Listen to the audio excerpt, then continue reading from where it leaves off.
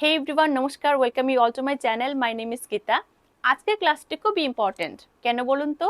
কারণ আজকের ক্লাসে আমি আলোচনা করব কনজাংশন সম্পর্কে। এই কনজাংশন আসলে কি? কনজাংশন কেন ব্যবহার করা হয়? ইংরেজি গ্রামারে আমরা কনজাংশন কোথায় দেখতে পাই? ঠিক আছে, তো এই সমস্ত প্রশ্নের উত্তর কিন্তু আমি আপনাদেরকে আজকের এই ক্লাসে দেব। এবার আরেকটা কথা, কারো সম্পর্কে কোনো মন্তব্য করার আগে আগে তার পরিচয়টা ভালোভাবে জেনে নেওয়া উচিত।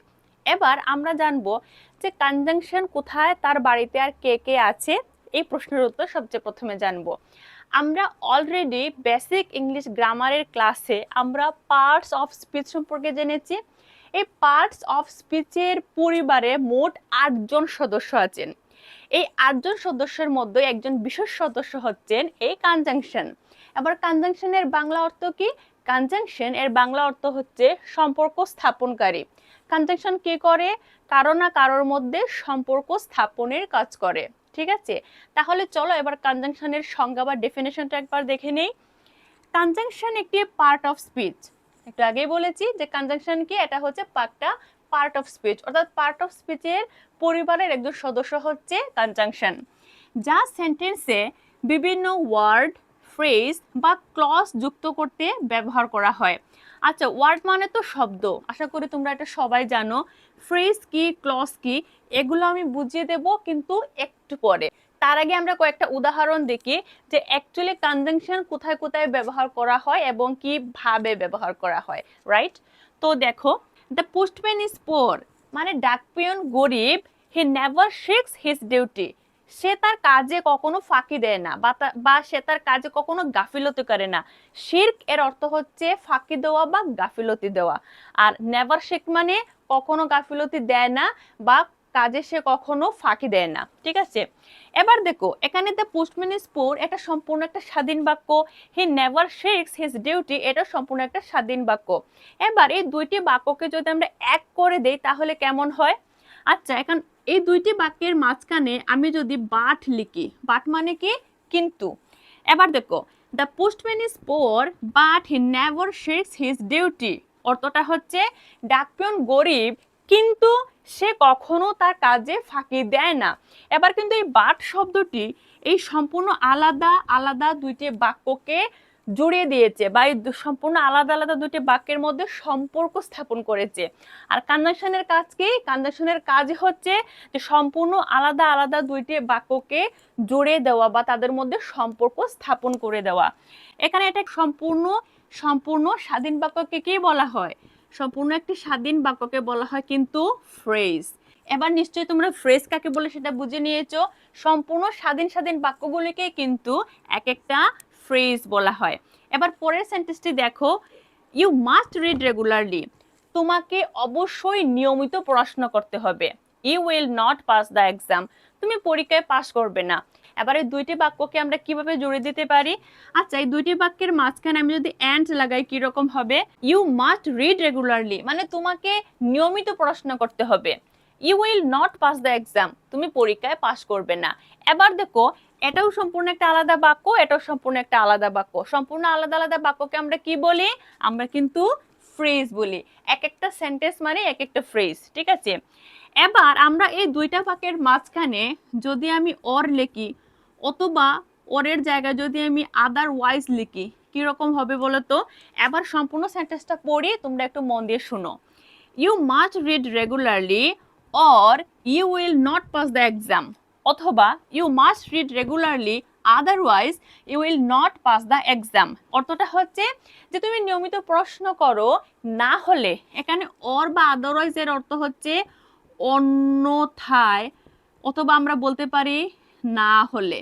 হ্যাঁ, অর বা আদারওয়াইজ এর বাংলা অর্থ হচ্ছে অন্যথায় কিংবা না হলে। তো তোমাকে রেগুলারলি পড়তে হবে, নতুবা তুমি পরীক্ষায় পাস করবে না, otherwise you will not pass the exam. Okay, তাহলে এখানে যে অর কিংবা আদারওয়াইজ, এগুলো কি করলো, এই শব্দগুলো কিন্তু সম্পূর্ণ স্বাধীন স্বাধীন দুইটা বাক্যকে জোড়া লাগিয়ে তাদের মধ্যে একটা সম্পর্ক স্থাপনের কাজ করলো। তো এখানে অর কিংবা আদারওয়াইজ কি, এগুলো হচ্ছে কনজাংশন, রাইট?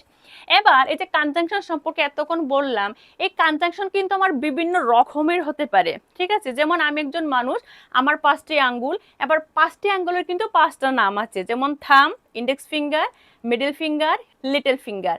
তো যেহেতু আমার 5টা আঙ্গুলের 5টি নাম থাকতে পারে, তাহলে কনজাংশনের কেন আলাদা আলাদা নাম থাকবে না? কনজাংশনও কিন্তু বিভিন্ন রকমের থাকে। There are 3 types of conjunction and this are, দেখো এগুলো হচ্ছে কোঅর্ডিনেটিং কনজাংশন, সাবঅর্ডিনেটিং কনজাংশন এবং কোরিলেটিভ কনজাংশন।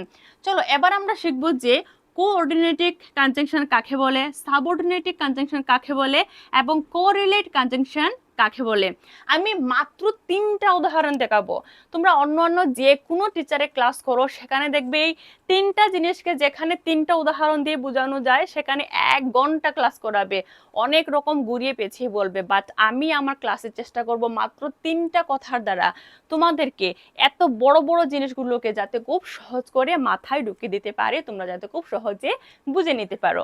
তো এবার দেখো, আমি প্রথমে একটা সেন্টেন্স লিখেছি, I will buy a pen and a book। অর্থটা হচ্ছে যে আমি একটি কলম কিনবো এবং একটি বই কিনবো। এখানে পেন কি, পেন হচ্ছে একটা শব্দ, বুক কি, বুক হচ্ছে একটা শব্দ। এবার এন্ড কি, এখানে এন্ড শব্দটি কিন্তু বুক এবং পেনের মধ্যে সম্পর্ক স্থাপন করেছে। কিরকম, আমি তো কিনবো, কি কি কিনবো, কলম, পেন এবং বই কিনবো, ঠিক আছে? তো পেন এবং বইয়ের মধ্যে সম্পর্ক স্থাপন করেছে এন্ড। তো প্রথমত এটা তো বুঝতেই পারছো যে এন্ড হচ্ছে একটা কনজাংশন। এবার এই এন্ডটা কি ধরনের কনজাংশন, যে কনজাংশন দুইটি শব্দের মধ্যে, যে কনজাংশন দুইটি শব্দের মধ্যে সম্পর্ক স্থাপন করে, তাকে কিন্তু বলা হয় কোঅর্ডিনেটিং কনজাংশন। বুঝে গেছো? আর কিছু বলতে হবে? আশা করি তোমরা বুঝে গেছো, আর কোনো কিছু বলার কোনো প্রয়োজনই নেই। যদি কোনো প্রশ্ন থাকে কমেন্ট সেকশনে আমাকে লিখে জানাবে।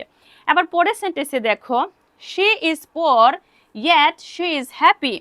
সে গরিব বা তবুও, এখানে ইয়েটের অর্থ তবুও বলতে পারো, কিন্তু বলতে পারো, তবে তবুও বলাটা বেশি কারেক্ট হবে। She is poor yet she is happy. সে গরিব তবুও সে খুশি। এখানে শি ইজ পুয়ার কি, সম্পূর্ণ স্বাধীন বাক্য। শি ইজ হ্যাপি, সে খুশি, এটাও স্বাধীন বাক্য। এখানে দুইটা স্বাধীন বাক্যের মাঝখানে সম্পর্ক স্থাপন করেছে কিন্তু ইয়েট। আর কোনো একটি স্বাধীন বাক্য মানে কি, আমি কি বলেছিলাম, যখনই কোনো একটি স্বাধীন বাক্য দেখবে, স্বাধীন বাক্যের মধ্যে কি থাকে, সাবজেক্ট থাকে, ভার্ব থাকে। যেই সেন্টেন্সের মধ্যে সাবজেক্ট থাকবে, ভার্ব থাকবে এবং একটা অবজেক্ট থাকবে, সেই বাক্যটাই কিন্তু একটা ফ্রেজ হয়ে যাবে, ঠিক আছে? এবার সম্পূর্ণ আলাদা আলাদা দুইটি ফ্রেজের মধ্যে যেহেতু ইয়েট এই কনজাংশনটি সম্পর্ক স্থাপন করেছে, তাহলে যদি দুইটা ফ্রেজের মধ্যে সম্পর্ক স্থাপন করে, তাহলে সেই কনজাংশনকে বলা হয় কিন্তু সাবঅর্ডিনেটিং কনজাংশন, রাইট? বুঝে গেছো আশা করি। এর পরেরটা সেন্টেন্স দেখো, you can find him in the library or in the classroom. You can find him, তুমি তাকে খুঁজে পাবে বা খুঁজে পেতে পারো, কোথায় পেতে পারো, in the library or in the classroom. আচ্ছা, এবার যদি ইন দ্য লাইব্রেরি এই অংশটা আমি মুছে ফেলি, শুধু যদি বলি ইউ ক্যান ফাইন্ড হিম, তুমি তাকে খুঁজে পাবে, কোথায় খুঁজে পাবে, আমি জায়গার নাম বলেছি, বলিনি। তো এখানে কিন্তু ইন দ্য লাইব্রেরি বা ইন দ্য ক্লাসরুম যদি না লিখি, তাহলে কিন্তু এই বাক্যটি স্বয়ংসম্পূর্ণ হচ্ছে না, বা এর অর্থটা ইউ ক্যান ফাইন্ড হিম, তুমি তাকে খুঁজে পাবে, এই কথার অর্থটাও কিন্তু ভালোভাবে পরিষ্কার হচ্ছে না। তো যখন আমি ইন দ্য লাইব্রেরি লিখেছি কিংবা ইন দ্য ক্লাস লিখেছি, তখন কিন্তু এই বাক্যের অর্থটা সম্পূর্ণরূপে বোঝা গেছে। তো যে শব্দ কিংবা শব্দের সমষ্টি ছাড়া কোনো একটি বাক্য তার সম্পূর্ণ অর্থ প্রকাশ করতে পারে না, তাকে কিন্তু বলা হয় ক্লজ, ঠিক আছে? ক্লজ কি, ক্লজ হচ্ছে যে শব্দ কিংবা শব্দের সমষ্টি ছাড়া কোনো একটি বাক্য তার নিজের সম্পূর্ণ অর্থকে প্রকাশ করতে পারে না, তাকে কিন্তু বলা হয় ক্লজ। তো এখানে ইন দ্য লাইব্রেরি ছাড়া কিন্তু ইউ ক্যান ফাইন্ড হিম এই সেন্টেন্সের অর্থটা ভালোভাবে বোঝা যাচ্ছে না। তার মানে এখানে ইন দ্য লাইব্রেরি কি, এটা হচ্ছে একটা ক্লজ। তো যে কনজাংশনটি দুইটা ক্লজের মধ্যে সম্পর্ক স্থাপন করে, আবার শুনো, যে কনজাংশনটি দুইটা ক্লজের মধ্যে সম্পর্ক স্থাপন করে, সেই কনজাংশনকে বলা হয় কিন্তু কোরিলেটিভ কনজাংশন, ঠিক আছে, বোঝা গেল। তো আশা করছি আজকের এই ক্লাস থেকে তোমরা কনজাংশনের যে বেসিক কনসেপ্টগুলো আছে সেগুলো খুব ভালোভাবেই বুঝে নিয়েছো। তো যদি আজকের এই ভিডিওটা তোমাদের কাছে হেল্পফুল হয়ে থাকে তাহলে অবশ্যই একটা লাইক করো, আর চ্যানেলে প্রথমবার হয়ে থাকলে এখনই চ্যানেলটাকে সাবস্ক্রাইব করে নাও, যাতে তোমরা আমার ক্লাস থেকে আরো অনেক অনেক বেশি ইনফরমেশন পেতে পারো। Thank you very much.